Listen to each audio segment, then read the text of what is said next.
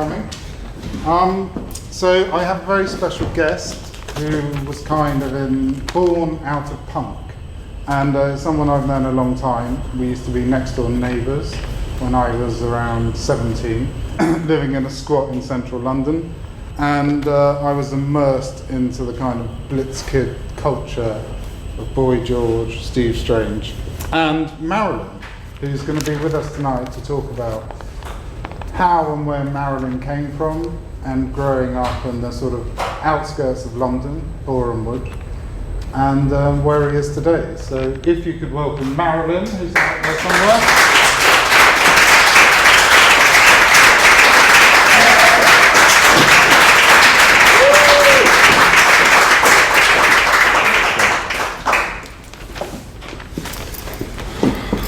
So Marilyn. Yes.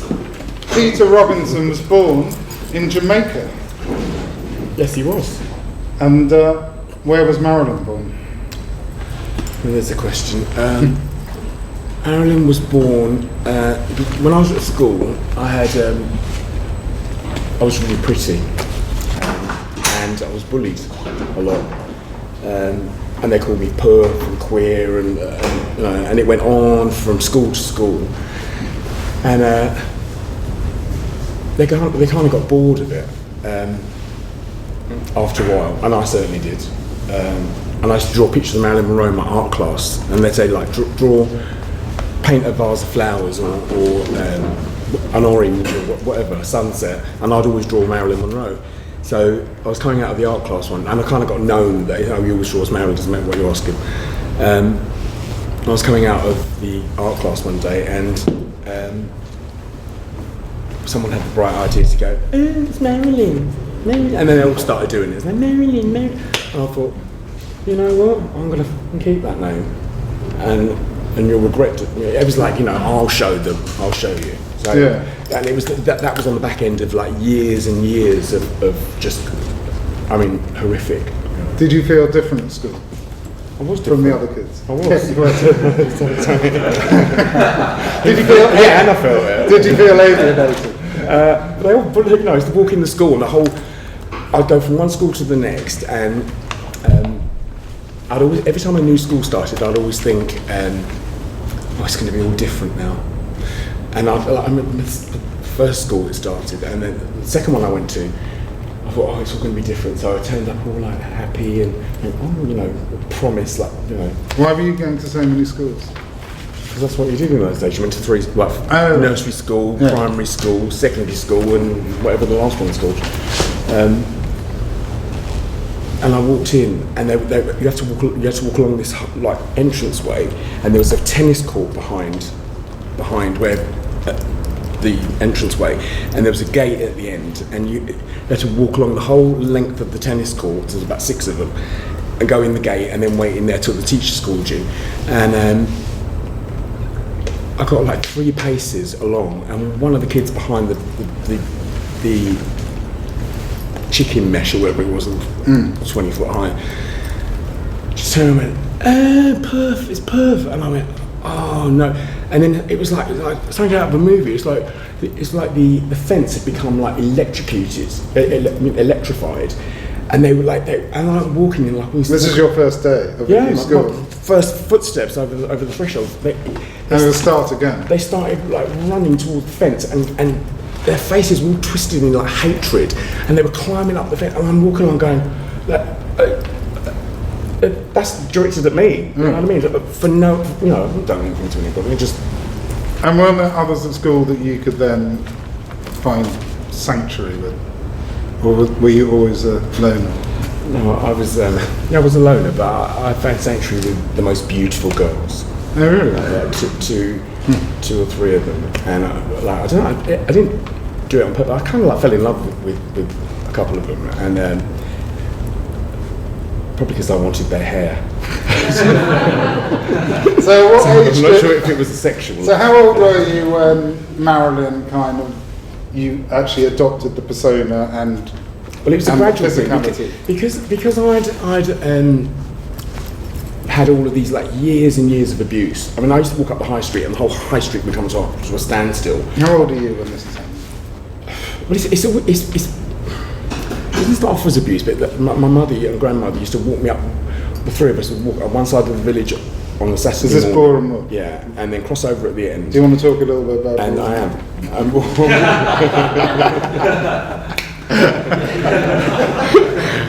And walk down the other end. And people, I remember people coming up and going to my mum and grandma, "Oh, isn't she beautiful?" And my mum goes, "It's a boy. He's a boy." You know, not he. So it was like that. I'd always had like kind of attention like that, but it changed over into like past Negative. Yeah, very negative. And you felt victimised? And did you? No, I felt really loved. It's like, people go, "Quit." Oh, thank you. But didn't you find a peer group, or was that later with punk? Because we've got to get to punk. Because punk was The basically peer group was misfits. the beautiful girls, and it was like all of the boys at school they couldn't understand how I was friends with these girls, and I was just like, what? How is this happening? And I was just like, it was like my little excuse. Then I would do games and stuff, and I never used to do games, very rarely, because I didn't want to get undressed in the showers with all of that. Did you have a sexuality that you would have identified with at the time? No, I don't think so. And I used to avoid playing games, and I used to like self-harm myself and to get doctor's notes and all kinds of stuff. But whether you did them or not, they still made you go in the changing rooms. Yeah, so I was fully clothed, and all of the boys would be going around like with towels and stuff, flicking each other and getting hard-ons and like playing sticky biscuit and all these like. And I'm like watching, going, "What's going on?" And then I'd walk out the door, and the girls would be waiting for me. And as soon as we walked out, they'd all turn to me and go, "Perth queen," and I'd go, "I haven't done anything." It's like, and I'd say to the girls, "If you could only see what I've just seen in those dressing rooms," it's like, it's fucking outrageous. So that was a kind of, you escaped school. How old were you when you left? I was 15. Oh, really? Did you go on to further education? Yeah, nightclubs. So what was your early sort of nocturnal scene in Boreham Wood, which was... I started going out with the girls because they all like put makeup on and like looked older than they did. They could go. What year is this? Well, I don't know. Without aging. 76, 74, 5. So like Bowie, Bowman... Yeah, just after that, yeah. Okay. And I used to start going to, there's this club called the Bandwagon, and then I met these other girls at this club who kind of like dressed like a little bit more. So I've always been attracted to, when I was at school, they started bullying me. I started putting on drain pipes and cardigans with safety pins and stuff, because I just thought, and I grew my hair really long on one side and tucked this, and I'd walk along holding my books under my arm, like walking along the corridors, like doing, and they'd all read that. So I didn't realise it at the time, but I was kind of like giving them ammunition. Right. So I was like, why are they all looking at me? Like walking along in like fucking, they all wore flares and everything, and I've got drain pipes on, winkle picker shoes, and all of that. So it was kind of like, it got to a point where it was like kind of like, fuck you, like fuck off. It's like, I have done absolutely nothing, and I'm just going to be who I am. Because you've always Sorry, been you've got a problem with that. Quite masculine and probably tough. So were you intimidated by Do you know me? A little bit. Masculine and I tough. was scared of it. Yeah, but underneath this kind of Which is the story I just told you. It was a beautiful little girl. Always a rugby player. But no. No, I've been masculine. I'm masculine. I'm not feminine. I can act like that and have a laugh, but essentially I'm just me. You know what I mean? I've got like a lot of. So you felt bullied components. physically? I was bullied, not physically, but I mean, it never got like bad like that physically, but the mental abuse. I mean, it was just awful. Okay, so when you... I was self-harming not to go to school. Right. You know what I mean? So it's like there's something going on. Which probably wasn't that recognised at that time. Well, I just used to direct it at the doctor to get out of games, and so. But the essential fact is I was hurting myself to not, and that's like the start of many things. It's like not facing up to things and getting out of them and trying to dodge them and like, go around them rather than through them. So, and there was no one I could turn to for help either. So you left school at 15, and when did you find yourself in this London sort of beginnings of what was to become punk rock, with that kind of core group? Well, I met these other girls at this club that the girls that I went to school with used to go to, and they dressed kind of like they had plastic trousers on and that kind of stuff. And they used to go to other clubs, and then I'd go with them to these other clubs. And one of them was called the Water Splash in London Coney, and it was like kind of like a soul boy punk mixture. And that was my that's when, because the clubs the girls from school used to go to were very straight. You know, they went there to pull guys. But the other girls would come because they were kind of like a bit alternative. The clubs they went to, there was like a mixture. So when I first went to the Water Splash in London, it was like, oh my God, it's like soul boys. They used to do this dance where they were like they were bumming each other, and I was just like, oh my God, they're doing this out in pub. You know, I mean, not just in the changing room. So it's like, and then there was other ones with like hair, and I felt like, yes, honey, I'll have more of this. And had Marilyn developed into your persona? Only the name Marilyn. I just thought, you know. Right. And then I met this guy there, and we started going to the Sombrero Club and the Embassy Club in Bond Street. And the Embassy Club was like all of that the Water Splash was, except it was like the top level. There was like celebrities and you know, like top designers and you know. So it was like, but it was free. It was like like Bohemian, but glitzy Bohemian. And I was like, this really is my. And were you working? Or no, I was still a kid. I was like 14. Oh, okay. But the first time I went there, I had like a little bit of lipstick on, and no one had ever like told me I was pretty before. Apart from I was like little. I was like, I don't know what they're talking about. So when I went there, I met this art dealer called Roy Miles, and I was sitting on the bar stool.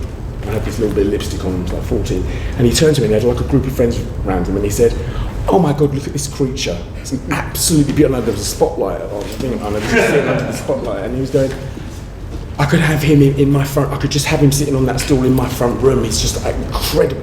And I was like, "Wow!" I was like, "Who's he talking to me?" I was like, "Oh wow!" But in my head, I thought, "That's the lipstick. That's the fucking lipstick." It's not really talking about it because I've got this. So the next week I went, I had lipstick and a little bit of blush on, and I got more compliments. And the week after that, I put a little bit, and it just like developed. And then the hair was then like stilettos, corset dress. I went absolutely nuts with it. And you're still living at home? Yeah. And was there any friction with your mother? Suddenly? No. Because I used to go out after she went to bed. She said, "Do you remember these 5-inch stilettos, size 9s?" I said, "Oh, they're not mine." So this, you'd fully developed by the age of what, 16, 17, this alter ego. Yeah.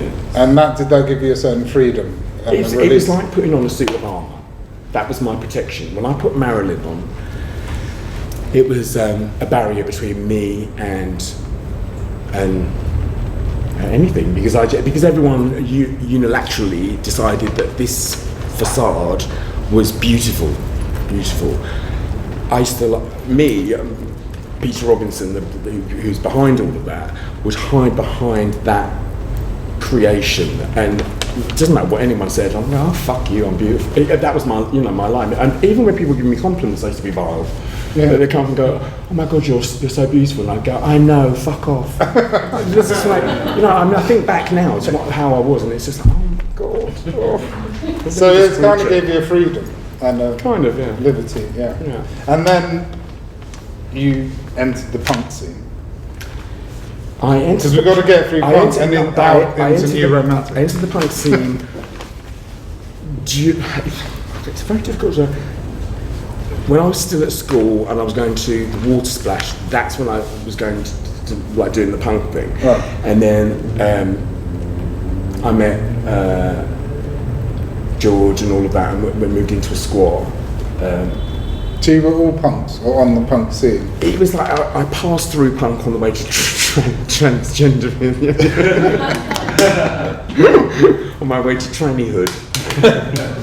But you never really were a tranny. You would never. No. Be just got that. No, because I would always say I'm a boy. Yeah, exactly. I've never wear unless it was an Anthony Bryce dress when it had the padding sewn in, and I didn't like. That's the bit I didn't like because I like being flat chested and I like being a mixture of the two.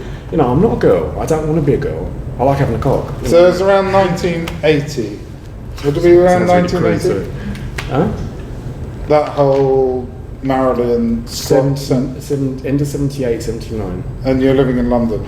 And Yeah, I Scots moved and in stuff. with George and them, yeah. And then when did you start? You pretty much started having notoriety within that circle.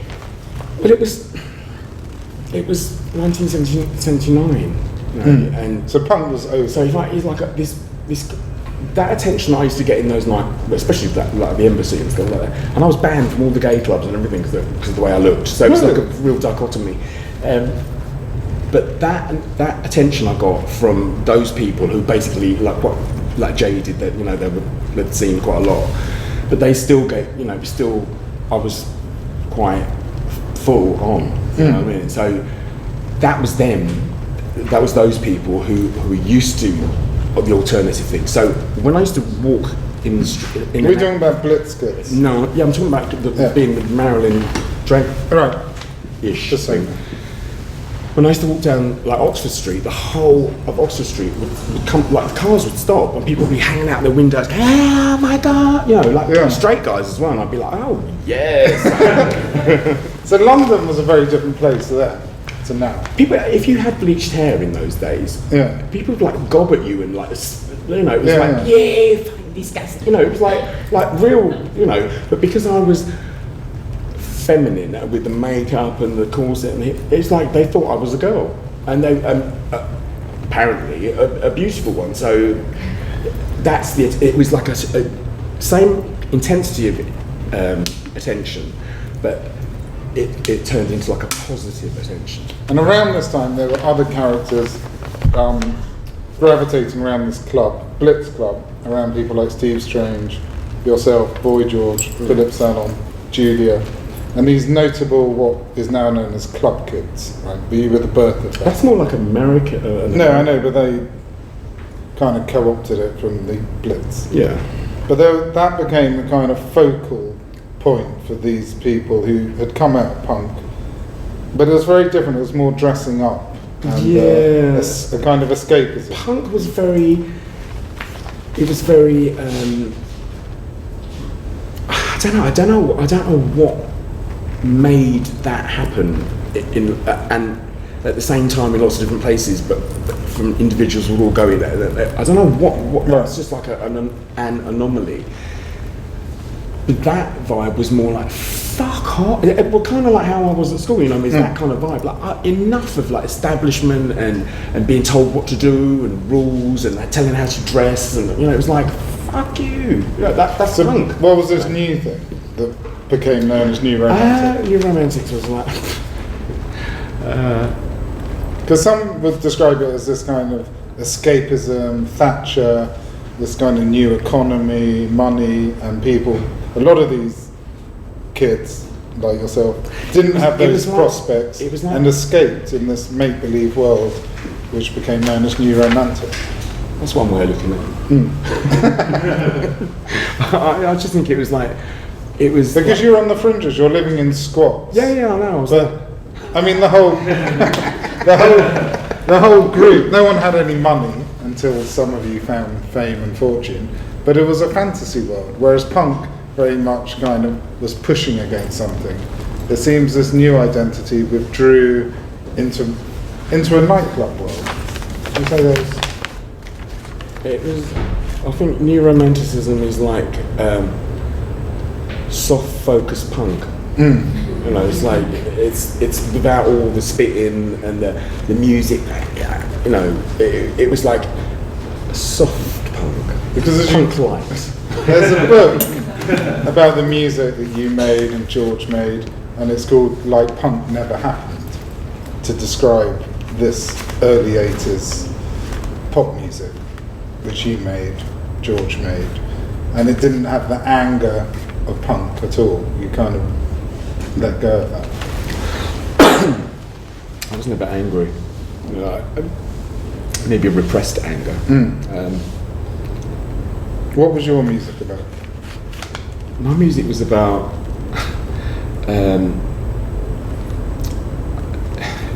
each of us, everything that we've ever listened to, everything we've touched, everything we've tasted, smelled, the experiences we've had in life, all of that goes into making and defining who we are as individuals. So everything that I went through was a part. I took the bits that I related to and I liked, and that was me. You know, I liked certain punk, you know, like everything, and I'm very eclectic. I like lots of different things, and so I like disco.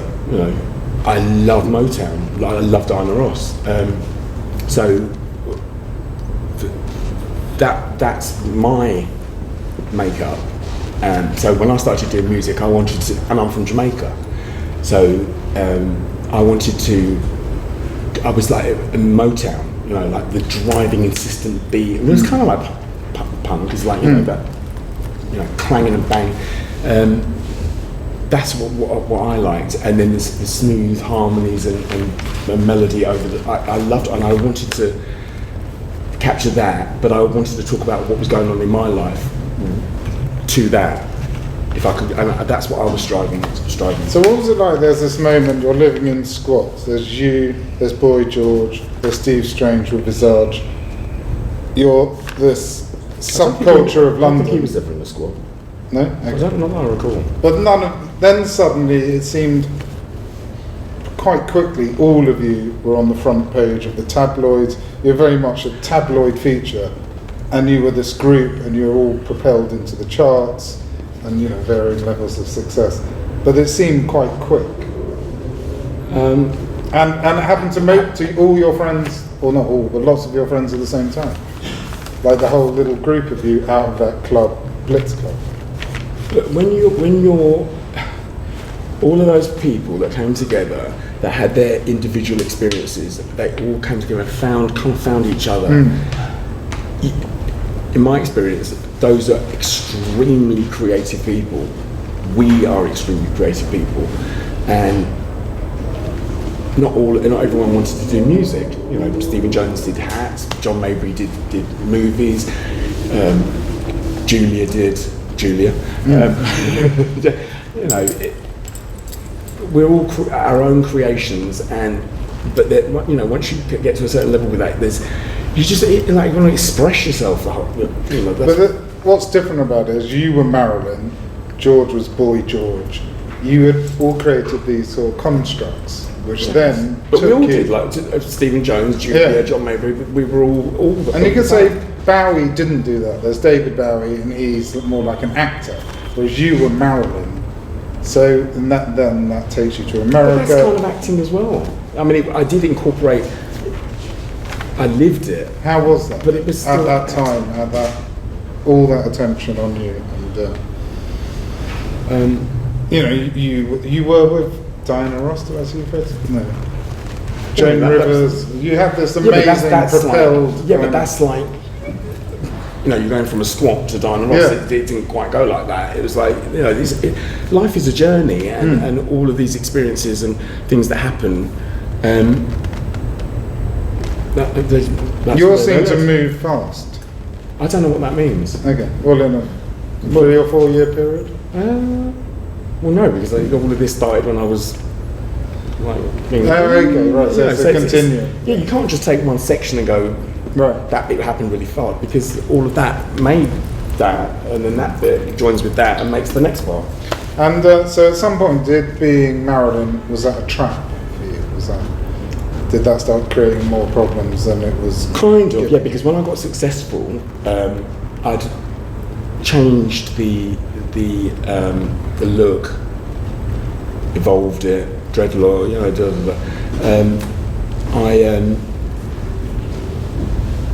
I didn't believe people. Like, well, you know, when people said, "Oh, I really like this," or "I really like that about you," Thank you very much. I'd learned not to do, no, fuck. It evolved into, they don't fucking know who they're talking about. It's like they're not talking about me. They don't know me. So it was that. Then I started feeling inauthentic, if that's a word.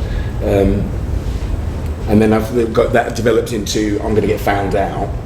So it was like living in fear. They're gonna, if they know me, they're not going to like me. I don't know, all of that bullshit.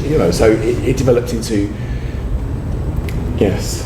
At some point, you did self-destruct. And would do you think sort of Marilyn, this alter ego, took you to that brink, to the almost like a destruction? Or was there some point where you had to let go of Marilyn? I got like a Jekyll and Hyde kind of thing. I got addicted to several things happened in my life, and I just after the fifth or sixth one, I just went, I don't want to do this anymore. I'm not doing it. I'm not playing. So I've like checked out of life, right. And went into drug addiction for a very long time, and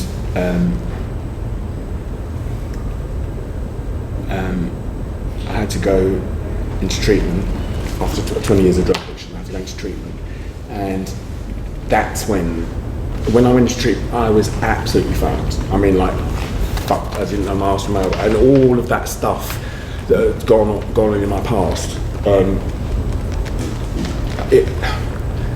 Because I've been on drugs for so long, I couldn't think clear. I couldn't process or I didn't know my feelings, but it was like a mess. So when I went into treatment, I had long hair and I'd put makeup on every morning to go into fucking group therapy. It was just like, and I go, there's nothing wrong with me. And they look at me like, I'm a lunatic. But it's taken like 6 years, and I cut all my hair off. I moved to Norfolk. I did all of these, this journey right. to start looking. Instead of looking at all of this, I had to look at myself and like, what the fuck is going on? Who am I? I had no idea. One day in treatment, one of the counsellors said to me, it was like talking to the group around this way, and he went, so who are you, Marilyn? Who is Marilyn? And I went, and I just burst into tears because I didn't have I'm waiting for you to tell me. You know what I mean? It's like I had no idea. So I had to do all of that work to be able to be sitting here today. So that's quite a journey. I guess you've skipped the sort of American, because at one point you went to live in Los Angeles. Yeah, I had when we were living in Carburton Street, I had a boyfriend who I lived with, and I don't know what was going on. One day we just like said, my friend Johnny Rose, the photographer, he'd moved to Los Angeles, and he kept asking me like, you should come over.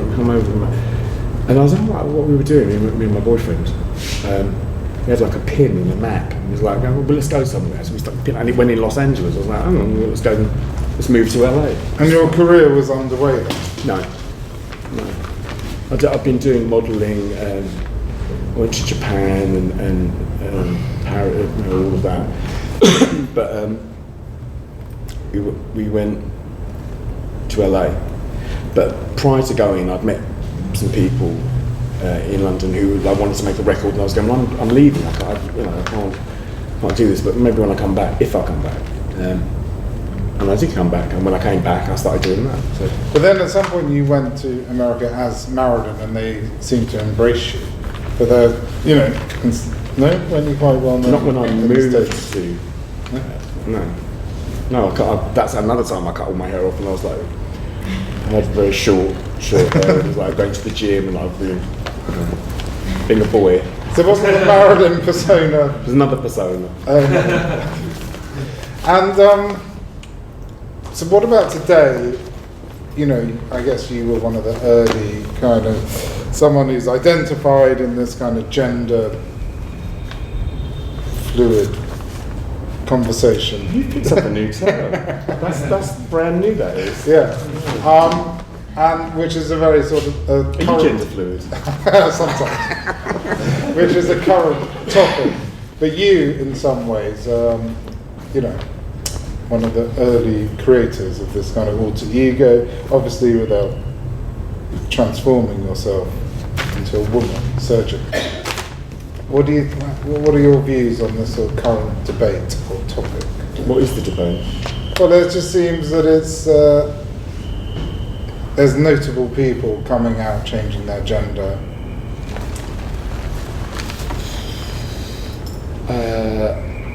It's a kind of conversation, isn't it, in the media? I don't know. I don't read it.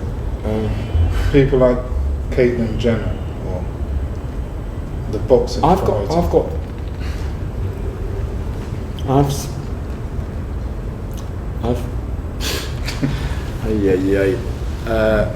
have a certain view about all of that, and I said it to Georgie the other day. You know, don't tell any interviewers that, Marilyn. It's like, I was like, don't get saying that. And I was like, but that's what I believe. And he said, you don't have to say everything you believe. And I was like, so I'm sitting kind of like thinking, oh, maybe I should edit myself. Well, share a little bit of it with us. There's not many people here.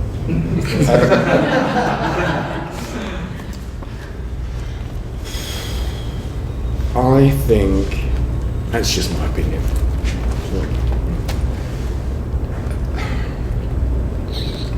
I think if you're born, does it change it?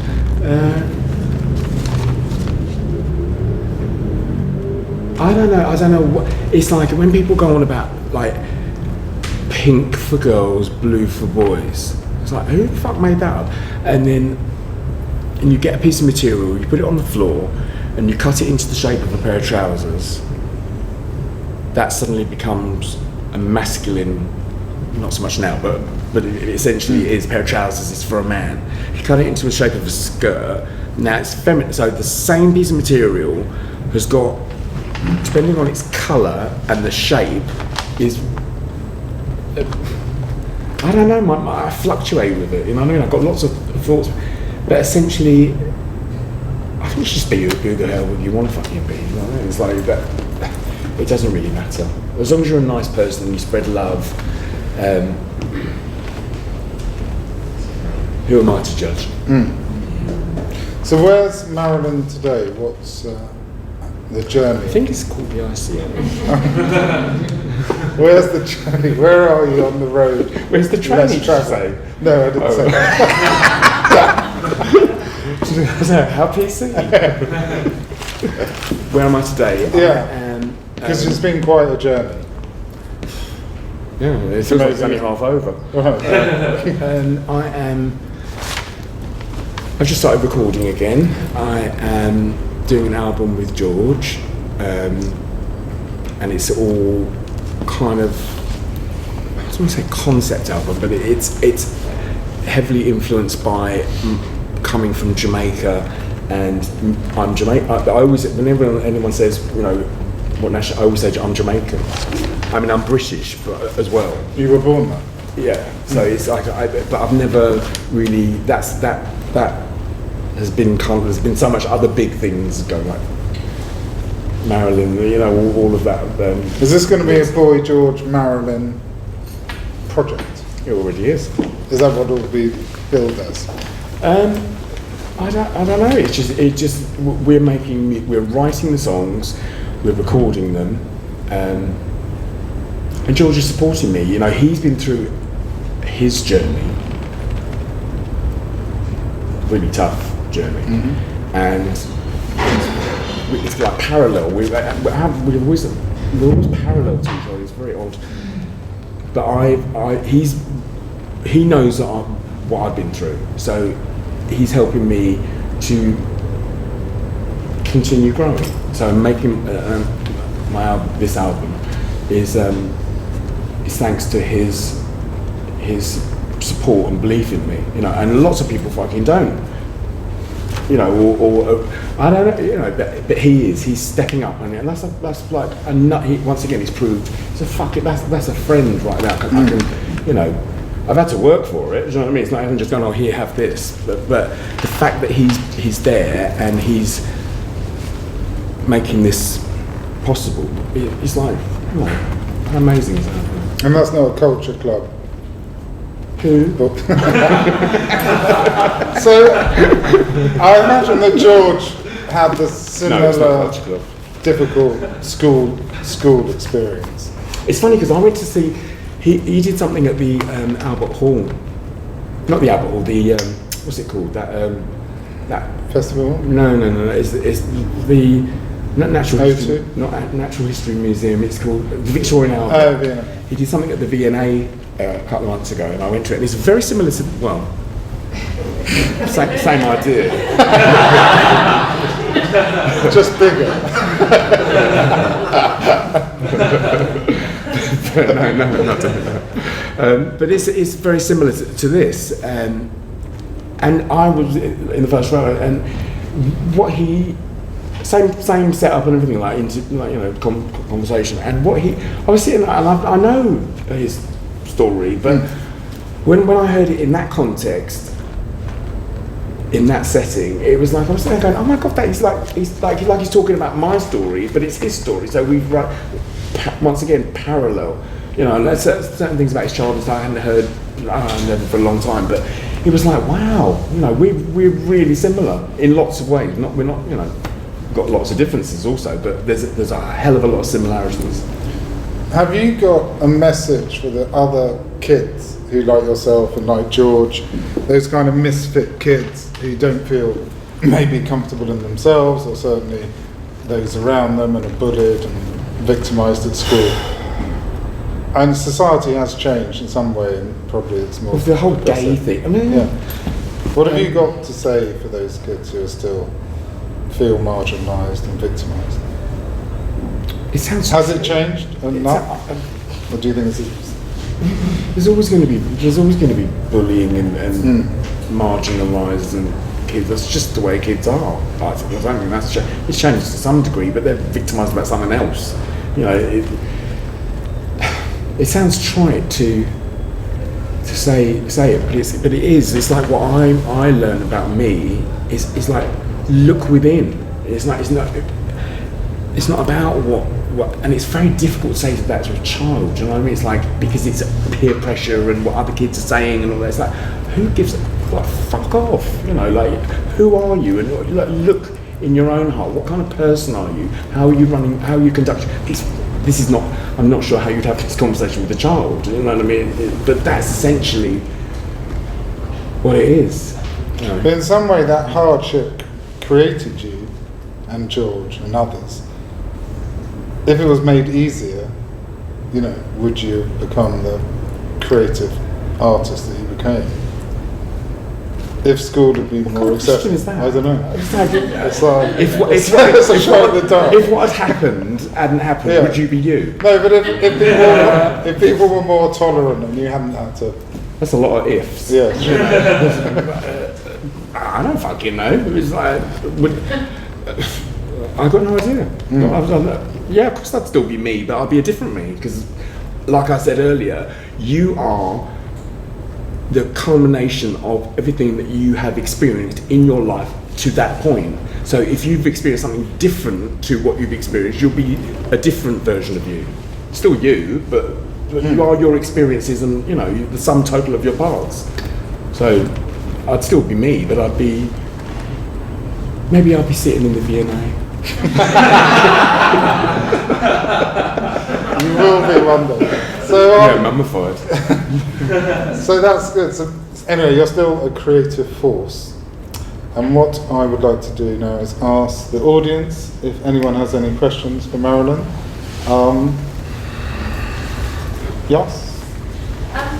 So I guess I was wondering, because you talked a lot about the kind of start at school and feeling very comfortable with yourself, but at the point of where even if that was still true, you were getting a hell of a lot of kind of appreciation from others and actually quite a big name. Was there a point where you were able to feel quite good about that and kind of look back and be like, everyone's wrong, actually I've got something that is kind of better and more exciting? No. Why didn't that kind of filter through? Because it felt like a suit of armour. And It was me, it was an aspect of me, but it wasn't the vulnerable, sensitive me. It was the armour plating guarding me. So everything I heard, it was like filtered through this Marilyn thing, that Marilyn thing. So I don't know, there were moments, and it's very hard because, I don't know what people say, but it's like, you know, if you're really beautiful, I'm not saying I think I was, from what everyone else used to say, I relied on that, so that creates a whole other raft of problems of like when you're getting older and you're not that anymore. It's like if you've based your, you know, in the facade, if you based your whole worth on that, and that's not even that valuable, when that starts to go, it's like, well, where do we go from here? It's like, you know, so it's a learning process, but there were moments I you know, when I fell in love and someone fell in love with me, and when I'm with my friend, you know, like those kind. I'm still Marilyn, that's my name, but it's a, you know, yeah, I did have moments, but not massive epiphany, like, oh my God, I wonder, you know, and enjoying, or someone else thinking I'm wonderful and enjoying. No, in general, no. What's your name? Molly. Molly, hi. Question? Yeah. Well, you're looking and sounding very good. Thank you. First of all. And it's really, it's a life well told, so thank you very much for that. 2 questions. One, how's the voice thinking of the project you're working on at the moment? And also, what else, looking to the future, we've talked a lot about the past. What are your plans? What do you want to do beyond the music project? How's the voice? The voice, I'm really enjoying using it because I've actually found it now. I always felt like I didn't have, I mean, I had a voice, but like my voice, it's like, yeah, it's really good. But I'm enjoying when people hear the tracks that we've been doing, they go, and George has this like little thing, he'll play them to people and not say who it is, like he'll play it to his brother or in the car, or, you know, just be, or when I'm not there. And the majority of people have gone, who's that? That's Marilyn. And I go, Marilyn? I don't know what they thought I sounded like before, but apparently I sound a lot better. So that's a good thing, at least there's progress. Yeah. And what was the second one? About future. What are you other things you want to do? Career-wise? Just generally, really.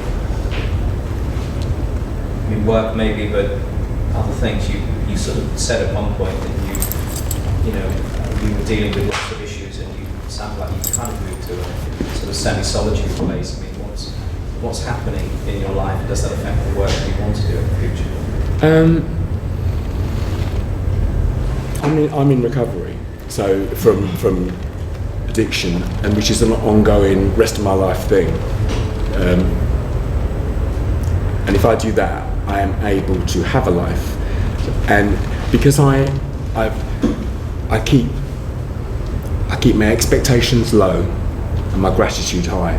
So I'm grateful for really small things, and so everything else, from waking up every morning sick in bed, like can't even get out of bed and locked in, you know, drug addiction, for anything from that is a fucking bonus. It's like, oh my God, I can breathe, I can look at the sky, you know what I mean? I can enjoy my friendships, I can actually turn up on time, I can be reliable, and I can accept love, you know, properly accept it, and in return give it.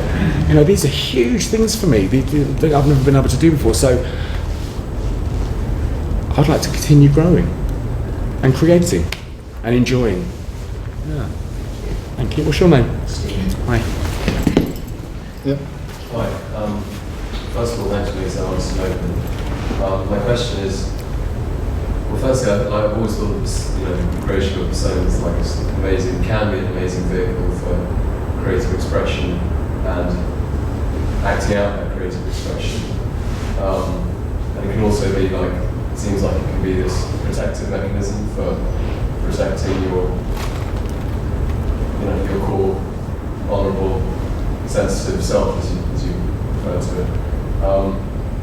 But it seems like the danger often occurs, and it sort of follows on from Molly's question, but when there's too much identification with the creation and a kind of loss of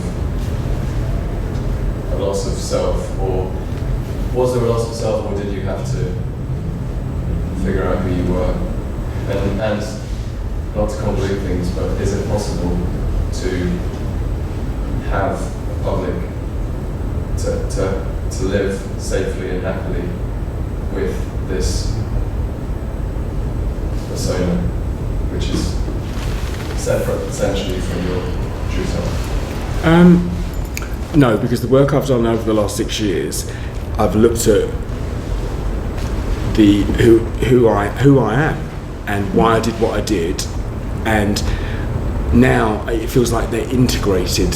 Like I am one and the same thing. They're just named. You know what I mean? It's like it was just the way I thought was all kind of like skewed out of shape, and I lost myself within the process of becoming what I became. You know, maybe I went mental. No, actually, no, I'm not going to do myself down like that. I lost lots of things, and I lost perspective. You know, and I think I've got that now a lot more than I had. So I am Marilyn. I mean, like I'm saying a couple of times before, you know, we all are the sum total of our experiences, and you know, so Marilyn is, you know, that Marilyn, and there's been like several different Marilyns, but the one sitting here today is all of those, and all of Peter Roberts. You know, I'm all of that, and I can look at it all now because I'm not fucked in the head on drugs or whatever. But yeah, I'm all right with me. I'm really all right with me. For probably the first time in ever, actually. Yeah. Is it because you self-knowledge, you know yourself now? I know myself pretty well. Yeah, I do. Yeah. Yeah, I've done a lot of work. What's your name? George. Hi. Thank you for the question. Oh, another one. My question is more of a kind of compliment based that when you look at all of the videos that you have, all the things that you've done, the way that you're talking about the fact that you went to boys' school, the seasons you go, and you have this career, and you cut your hair off, like the gym, and all of these different things that you did, and the recovery and everything, do you think that you're here today because of what you, like, your originality is actually a very rare ingredient, like the person that you are, the Marilyn, the music, there isn't anyone else like you really that talks about recovery and has had all of these different things. It's quite a rare thing. Like you don't see that many people. Usually people fall straight into the sea, or they get destroyed by their ego. Or the fact that you're here today and you're still doing what you're doing it's quite. Do you see that originality, or do you just think it's something? Yeah, because I see all of our originality. Right. Whoever each of us are, there's no one else like you. There can't be, because, like I said, you are the sum total of your experiences, and we've had similar experiences, but we haven't experienced. We're not clones. We are individuals, and we're all just as important as the next person. No matter what job we do, or you know. Yeah, but you made it through, whereas like we are. Maybe we didn't. I couldn't create Marilyn, whereas you created something, despite the name Marilyn, but the music and the personality and the strength to go through all what we went through. It's not many people who go through that. So there is, yes, we are original, but some people have a fight that maybe puts you here today in the chat. I guess I do. And thank you for seeing it. Yeah, I do. There's a fight in you, like, but there's also that's keep you going. there is, but there's also, it's like I really did try to kill, like, not in one go, but over a period of time, it's like I didn't want to be alive. I didn't care whether it was sunny outside or dark. I didn't give a shit. Just but what I mean is because of your body of work, because of the music and the album you did and the way you, like he was saying, you went to LA, you did all these things, you did everything in a microwave. You were able to then kind of be the real. You know what I mean? Like you kind of have more success and fame. Some people can get, and you still have it, you know. So survival. Yeah, there's a fight in you. That's what I'm saying. There's a fight in you. But it's also, I think, it's like however you want to say whatever God, it's by God's grace. I'm here for a reason, because left to I should have been dead like years ago. You know what I mean? I was fucked. But I didn't die. Not because because it was anything I did to look after myself, because I hadn't got a clue how to do it. But something, not me, didn't want me to die. You know, when it's my time to go, but like all of us, we're going. There's not much you can do, but you can stay healthy and you can do your music or whatever it is that you do, or whatever it is. It's like it's something greater than me has kept me alive and going, and it's just I didn't know how to live. I had no idea how. I look at people and I didn't understand how they did what they did. I didn't know. It's like it was all like a fucking mystery, and I used to like do this thing of like, instead of like saying I haven't got a clue, I would never say that. I would always go, I fucking know. Don't tell me. I know what I'm doing. And that got me into where I went. You know, the inability to learn and be open and ask questions and be vulnerable, because I've built up, that along amongst many other, Marilyn amongst many other walls and barriers. I had no clue how to live, and it's only in the last 6 to 8 years that I've learned, but I don't know. Like I say, I've got no idea why I didn't die. None. It's not. But there's lots of us, like all my core of friends I have at the moment. They've all been through what I not the same, but they all had issues with putting on masks and not being able to live life and being vulnerable, not being able to deal with their feelings, and they're like feeling like they don't fit in, and all it's very common. And they're all alive, and they've, it's. Yeah, they are alive. What I mean is that you're kind of like they did the same thing with school. You were bullied, you got Marilyn, and you got made, and then you got bigger and bigger and bigger, and then the music, and then that. There's only one me. That's what I'm saying. I think. Is that do you see that originality? That there's not many people that can transcend into all those different worlds, fashion, music, everything. No, he's unique. I am unique. Thank you for recognising. A couple more.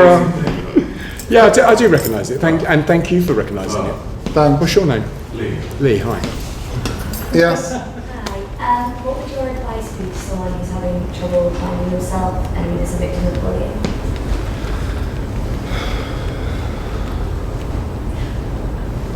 Talk to people, because I kept it secret. I was ashamed that it was going on, and I felt like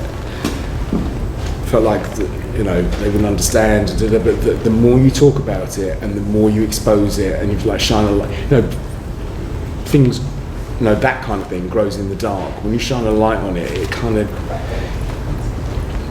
there's more hope of it being overcome with exposure rather than keeping it, secret. And so bullying is just have a relationship with your fucking kids. Where they can feel like they can talk to you. It's like, it's like, so your kids feel, or your children or your uncles or your aunts, like the family, you know what I mean? It's like, know what's going on in your family and keep an eye out for signs and, and constantly talk and ask for help. Ask other people for help. And the parents and the children. You know what I mean? This is not just a one-way thing. Like it's got to be. It's a two-way thing. You know, be connected to your family, to your kids. That would be my advice for what it's worth. One more question. What's your name? Hi. What finally persuaded you to take action with the addiction and seek treatment? Because I was in and out of hospitals, nearly died several times, pneumonia, all different kinds of stuff, and it was like agonising. It was one of them for like 2 decades, and it got to the point where it was just like constant, like it wasn't even like taking drugs to get high. It was taking drugs to try and feel like kind of normal, that kind of normal, to not be sick. So it was like a constant, I've been a hamster on a wheel, like running around and getting ill and falling off and getting back on, like constantly chasing, I don't know what, you know, but avoiding life and myself and no responsibility. And it just gets to the point, for me, it got to the point where I couldn't die. I nearly did a couple of times, and I couldn't do it. I kept thinking, hoping it would be an accident or something would happen and I'd just get taken, but it just never did. And it's like you get to the end of the train track. Well, I got to the end of the train tracks and I thought,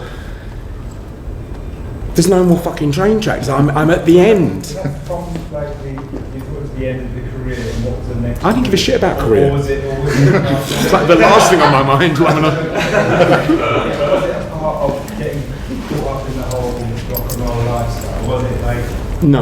Was it, I'm not sure when it started, when you went in. So was it Why did I start taking drugs?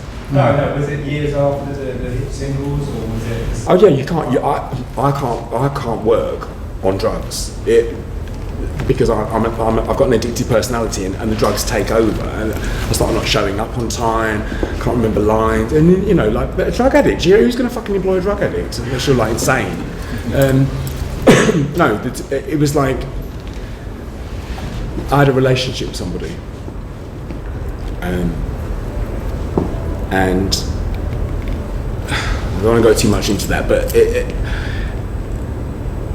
I got really hurt, and it was like I just thought, and I'd already had like a little dabble here and there, but I didn't get addicted to it. But when I started having this relationship, What are we talking about? drugs, right? What kind of? What timeline? This is like What kind of drug? heroin. Yeah, I started taking heroin because it's like when you take heroin, it's like having having cotton wool around you. So for me, that was like, oh my god, I found nirvana. I don't have to like feel. I can see everything. I can taste everything. I touch everything, but I actually don't feel anything. So it was like another form of a suit of armour, but to go with the one I already had. You know, it was like when Marilyn stopped working as a suit of armour, I added another one, which was drugs. So it was like the same problem, but expressed in a slightly different kind of way. I had a problem being me, even knowing who me was. Can you, What's your name? Right. Hi. Marilyn, is there a name for this project you're working with George? Yes, success. Success. No, I don't know what it is. That sounds good. I don't know what it's called. I'd like to thank you for coming and being so frank with us, and I'd like you to thank Marilyn for coming today.